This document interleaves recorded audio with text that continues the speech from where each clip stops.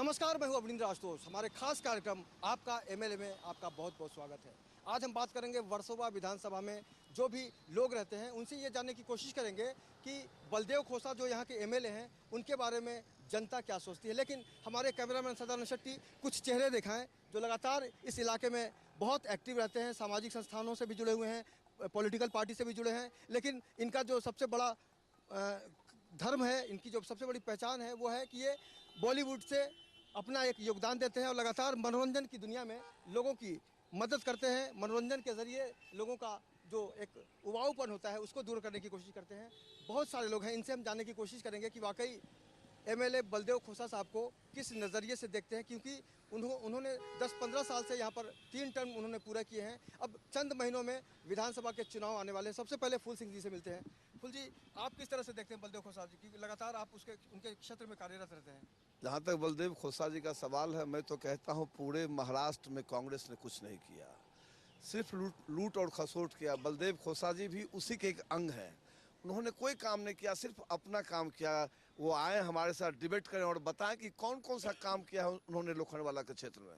मैं तो कहता हूँ कांग्रेस अब पतन होने वाली है महाराष्ट्र में। अभी मुझे पता चला है कि राम मंदिर रोड में 70 साल से गरीब महिलाएं रहती हैं, उनके लिए आज तक शौचालय नहीं बनाया है। इस 10 साल में कांग्रेस ने कुछ नहीं किया, सिर्फ अपना पेट भरा है।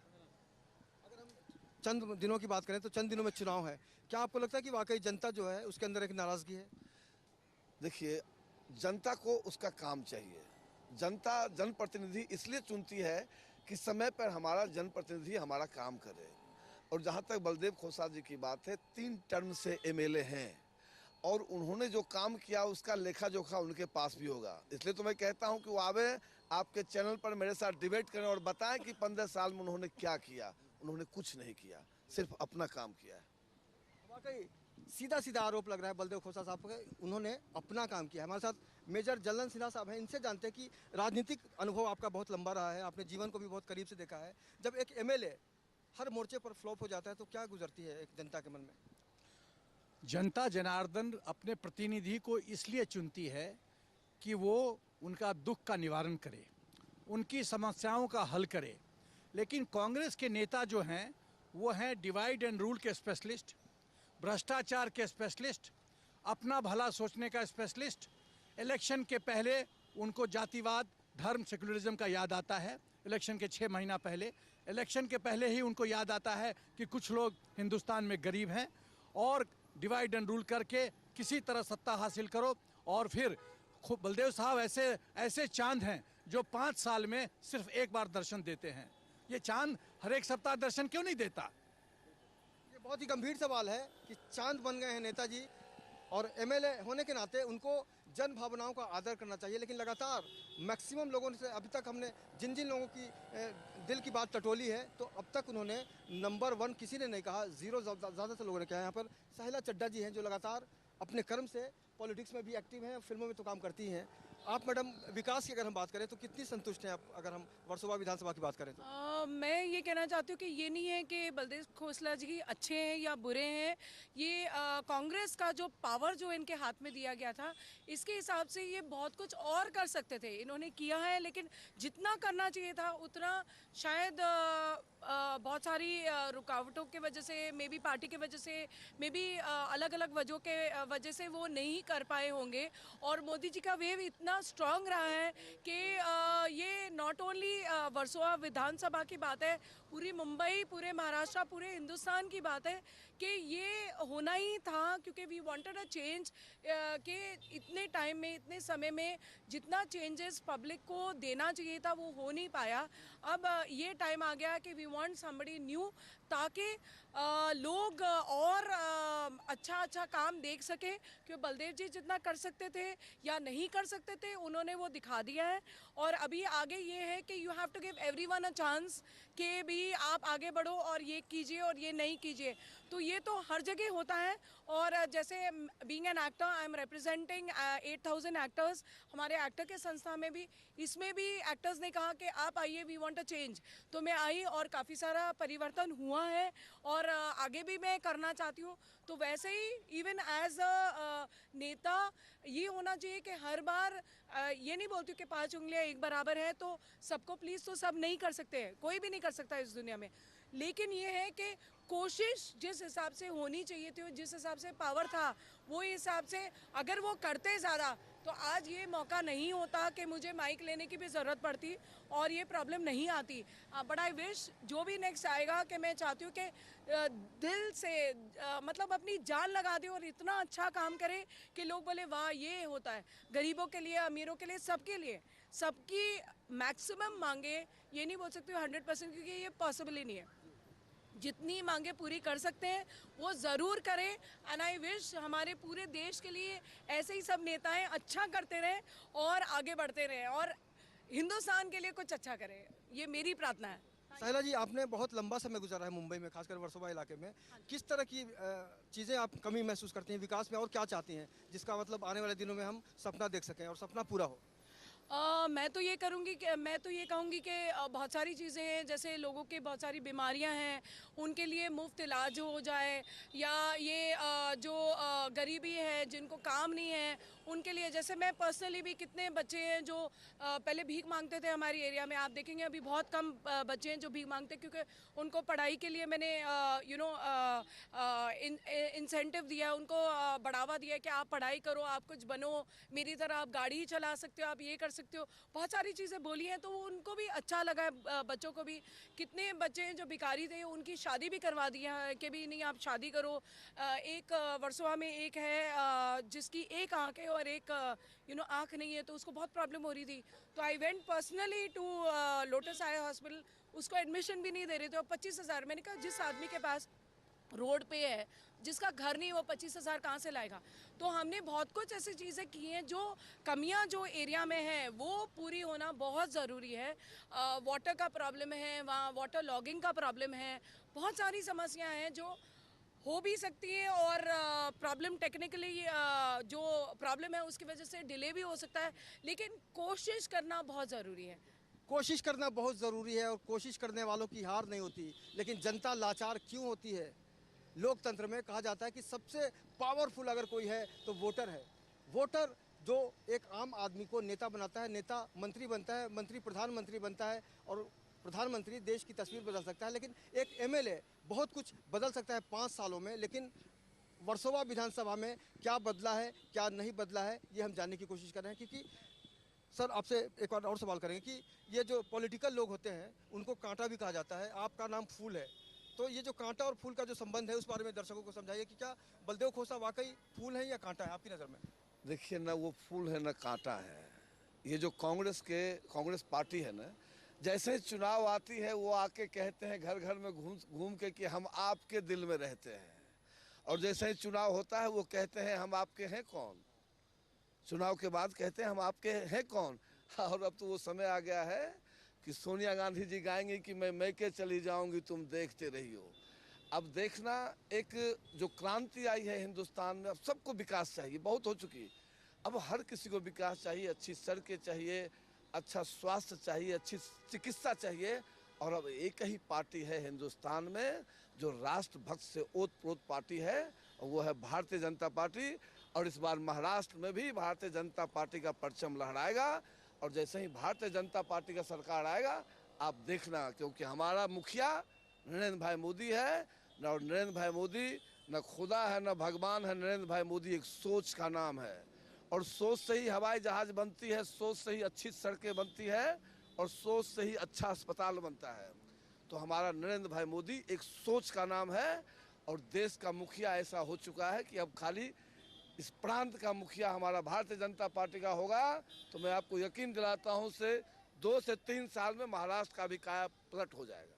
मतलब आने वाले चुनाव में बलदेव खोसा जी का कोई चांस नहीं है? अरे कोई चांस नहीं भाई। अब तो वही बात होगी ना कि अब तो वो घूम घूम के कह रहे हैं कि फिर से कि हम आपके दिल में रहते हैं।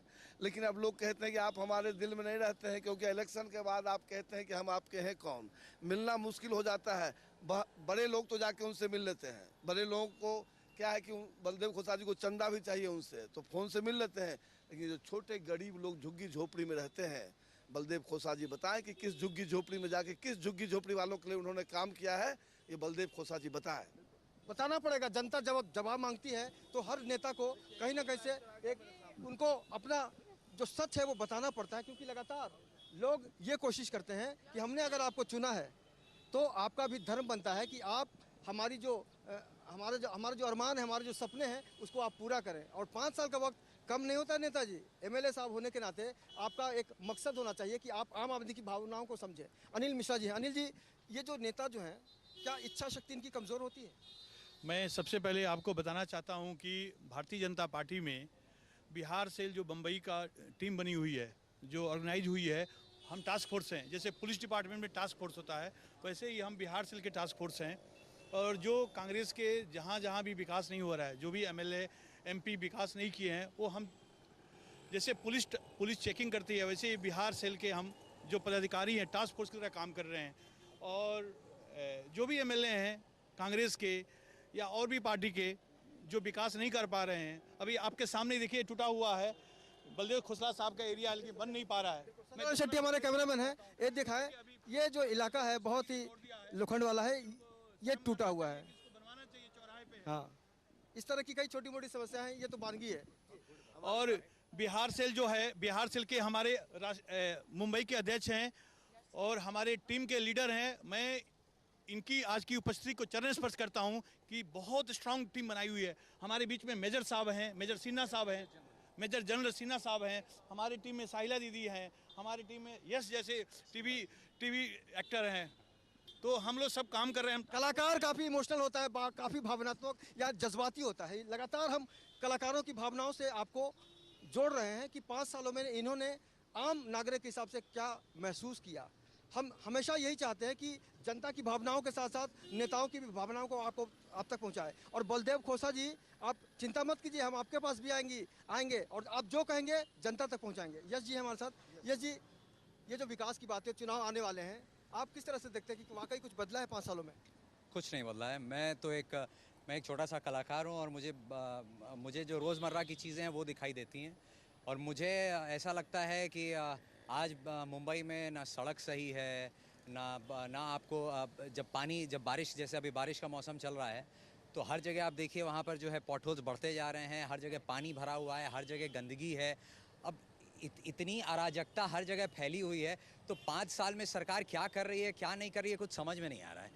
तो हम लोग तो बस इतना चाहते हैं कि सरकार बदले और जो नई सरकार आए। मैं ऐसा चाहता हूं कि जैसे मोदी जी सेंट्रल गवर्नमेंट में आए हैं, वैसे ही यहाँ पर भी बीजेपी की सरकार आए और जल्दी से यहाँ पर भी सब कुछ बदले और हम लोग एक पीसफुल लाइफ जी सके। देखिए, मैं एक एक्टर हूँ, मेरे लिए सबसे ज़रूरी ये है कि भाई मैं कहीं पर अगर जा रहा हूँ तो मैं वहाँ पे पहुँच सकूँ टाइम पर। बलदेव खोसा जी भी एक्टिंग करते थे, हीरो थे पहले फिल्मों में। नहीं, अगर करते थे तो बहुत अच्छी बात है, मुझे ये आपके माध्यम से पता चल रहा है, बहुत अच्छी बात है।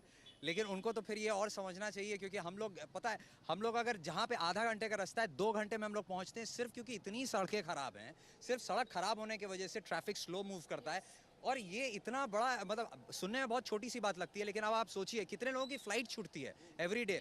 लोग मुसीबत करके जो है मेहनत से पैसे कमाते हैं, फ़्लाइट का टिकट खरीदते हैं 5,000 10,000 में, और आप सिर्फ ट्रैफिक की वजह से, वो भी ट्रैफिक किस लिए, लोग कहते हैं नहीं ट्रैफिक है नहीं। एक्चुअली में पॉटहोल्स है, सड़कें ख़राब हैं, बारिश की वजह से सरकार काम नहीं कर रही है, तो ऐसा ही होगा। अभी क्या बोल सकते हैं।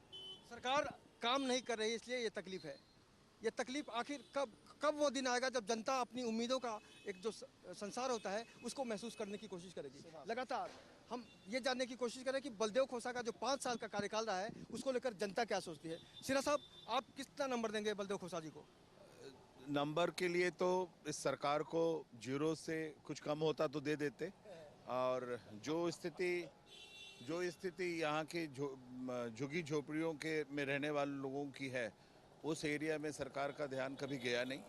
और परिस्थिति बहुत बुरी है, बिकॉज अभी मलेरिया का बहुत एक तरह से प्रकोप चला हुआ है, पूरा समाज ग्रसित है उससे, बच्चे बीमार हो रहे हैं, सफाई का बहुत ही इंतज़ाम बुरा हाल है, बदहाली है चारों तरफ। सरकार चलाने वाले लोग अपने घरों में बैठे पैसे कमा रहे हैं, ऐसा लगता है, काम के नाम पे कुछ नहीं है। और ऐसे सरकार को तो -0 देना चाहिए मेरे हिसाब से। -0 देने की बात कर रहे हैं, नाम बड़े और दर्शन छोटे। हम ये जानने की कोशिश कर रहे हैं कि 5 साल में जनता ने जिसे चुना था, जिसे वोट दिया था, जो उम्मीद थी, जो सपने थे, कब पूरे होंगे। लगातार हम जानने की कोशिश करें। मुंबई के अलग अलग इलाकों में हम जा रहे हैं, जितने एमएलए हैं उनके इलाकों में हम जाएंगे और आपको बताएंगे कि नेताजी ने क्या किया है, क्या नहीं किया। अगर आप चाहते हैं कि आपके नेताजी के बारे में, यानी आपके एमएलए के बारे में हम कुछ बताएं, तो आप टीवी स्क्रीन पर ध्यान से देखिए, हमारा नंबर फ्लैश हो रहा है, आप उस नंबर पर फ़ोन करिए, हम आएंगे आपके पास और आपकी आवाज़ बनकर आपकी सारी समस्या को उठाएंगे कि 5 साल में आपने क्या महसूस किया। लगातार लोग बने हुए हमारे साथ। साहिला जी, महिलाओं की सुरक्षा की जब भी बात होती है तो कई बार लगता है कि मुंबई भी अब सुरक्षित नहीं है। वर्सोवा इलाके में भी लगातार घटनाएं घट रही हैं, तो एक महिला होने के नाते आपको क्या कहना है इस विषय पे? जी 90% जितने भी महिला को जो भी तकलीफ होती है वो मुझे ही कांटेक्ट करते हैं और मैं पुलिस स्टेशन के चक्कर काट काट के थक जाती हूँ। और हमेशा मैं यही बोलती हूँ कि खैर बॉम्बे तो महिलाओं के लिए फिर भी सुरक्षित है, लेकिन ये है कि बाहर वाले जो बम्बई के बाहर जो लोग आते हैं, कभी कभी उनको लगता है कि भाई हम अपने वहाँ पे भी ऐसे करते तो हम बम्बई में भी कर सकते हैं। तो कभी कभी ये हादसाएँ यहाँ हो जाती हैं और तकलीफ़ हो जाती है महिलाओं के लिए, ये अच्छी बात नहीं है। लेकिन ये है कि मैं तो रात को भी 3 बजे भी कोई मुझे फ़ोन करता है और बोलता है ये प्रॉब्लम है, तो मैं खड़ी होती हूँ। आज भी मैं अंबानी में किसी को एडमिट करवाना था तो इमरजेंसी वो करके फिर मैं अपने फंक्शन। आपके अंदर इच्छा शक्ति है इसके लिए? हाँ जी, हाँ जी। लेकिन यही इच्छा शक्ति मैं चाहती हूँ कि हमारे जितने भी नेता हैं, ये इनमें दिल से अगर ये खड़ा होना चाहते हैं और करना चाहते हैं तभी आगे आए।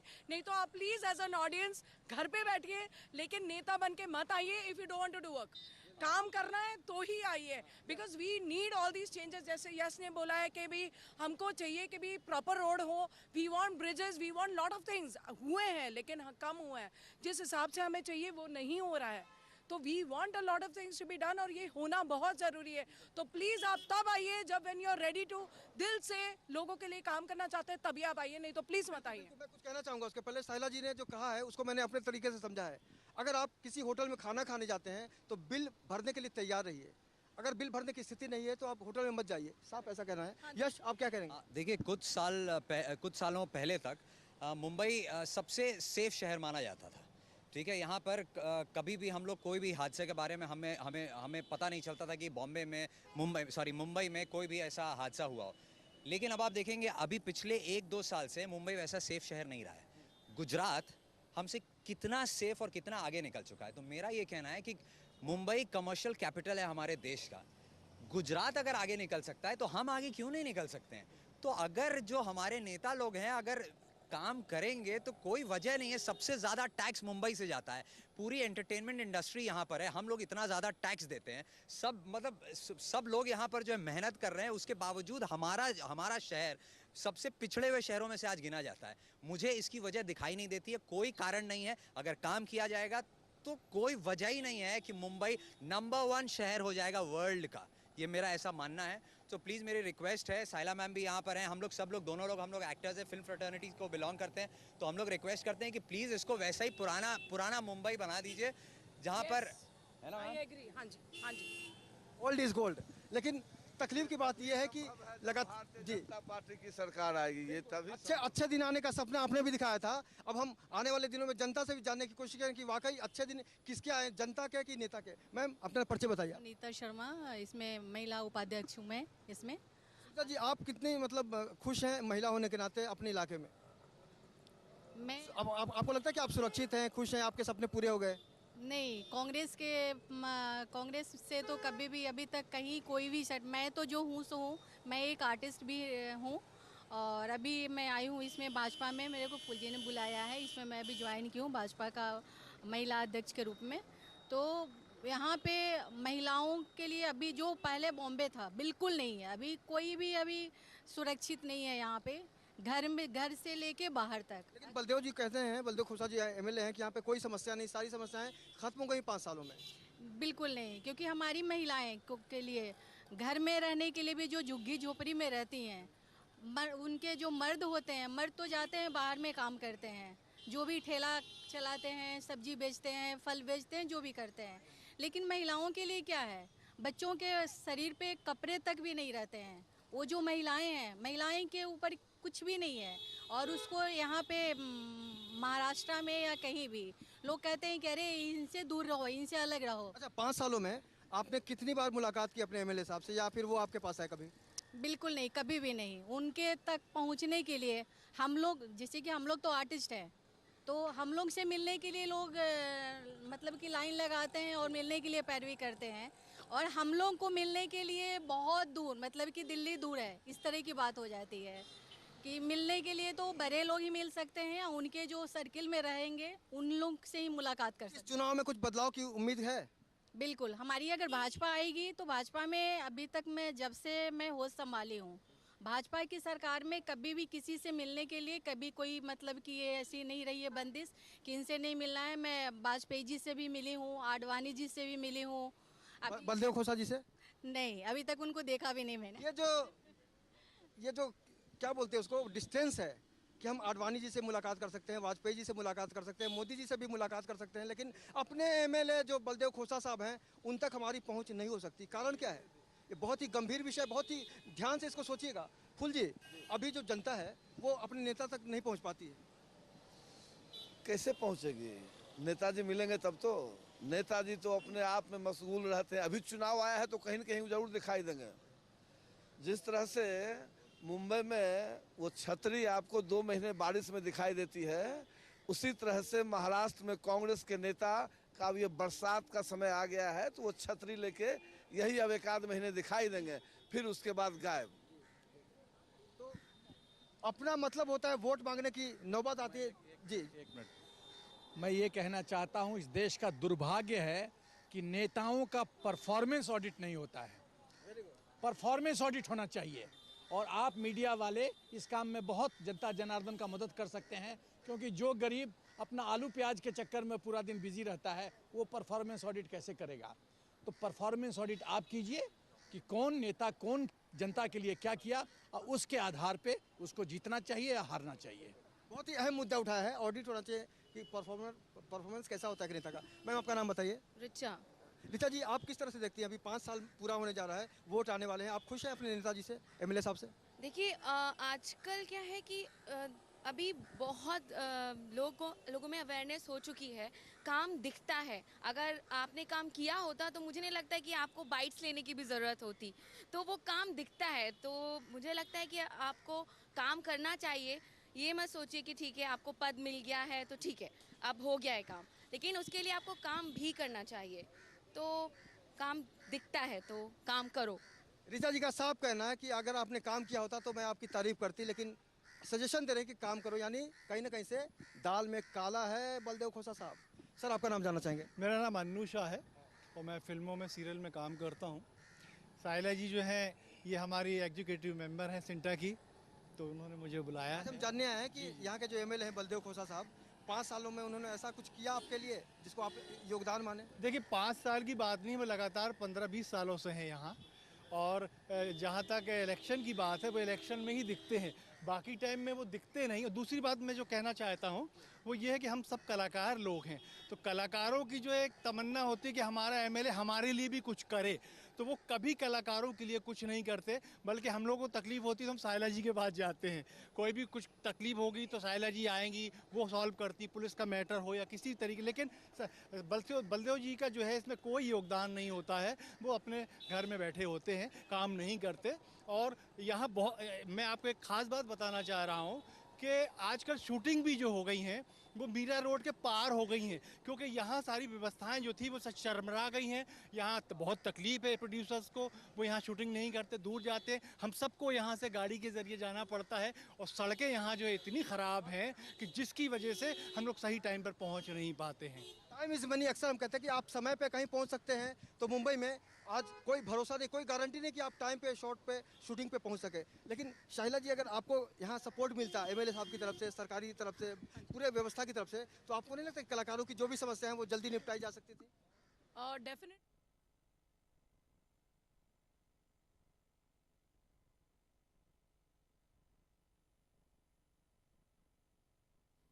है उसके लिए इंसान के तौर पे, इंसानियत के लिए मैं हमेशा खड़ी रहती हूँ, भले वो एक्टर हो, कलाकार हो, मेरा नेबर हो, गरीब हो, अमीर हो, अगर जेन्युइन प्रॉब्लम है मैं हमेशा रहती हूँ। ऐसे ही मैं चाहती हूँ कि जितने भी नेताएं आते हैं उनको ये करना चाहिए, जो नहीं करते हैं तो ये आगे जो भी आएगा, भले वो कांग्रेस का हो, शिवसेना का हो, एमएनएस का हो, बीजेपी का हो या एनसीपी का हो, किसी का भी हो या आम आदमी पार्टी का भी हो, लेकिन वो काम करने के लिए आए और दिल से करे कोशिश। जब तक हिम्मत है मर्दा तो मदद है ऊपर वाला। मैं तो यही कहती हूँ कि अगर वो करेगा और कोशिश करेगा तो ही होगा, लेकिन कोशिश ही नहीं करेगा और बस पोस्ट लेके नाम के लिए बैठ जाएगा कि हाँ अब मैं एमएलए बन गया, अब मैं एमपी बन गया, अरे मैं कोऑपरेटर बन गया। नो, हमको चाहिए वो बंदा जो हमारे लिए, हमारे एरिया के लिए, हर आदमी के लिए, गरीब हो या अमीर हो, सबके लिए काम करे। और प्लीज़ मैं सब वोटर्स को कह रही हूँ, उसको चुनो जो जेन्युइन है।